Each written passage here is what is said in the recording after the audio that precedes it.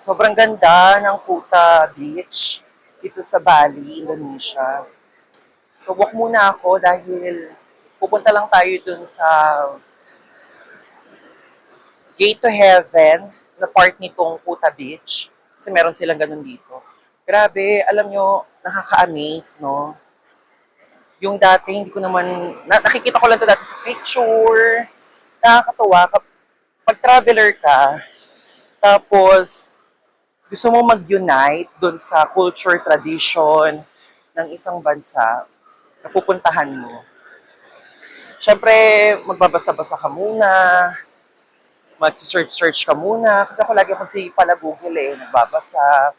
Inaalam ko muna kung ano yung mga bagay na meron doon. Kasi nadala na ako nung last time napunta ako ng Taiwan na hindi ko muna binasa yung mga dapat pwedeng maipasok, pwedeng... Kaya nagkaroon ako ng problema dun sa Taiwan before. Pero sobrang saglit lang naman yun, sa customs lang yun.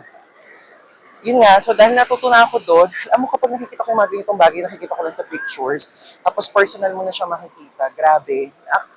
Nakakaiyak yung feeling na nagagawa mo na yung mga ganitong bagay na hindi naman nagagawa ng lahat ng normal na tao. No? Nakakatuwa lang kasi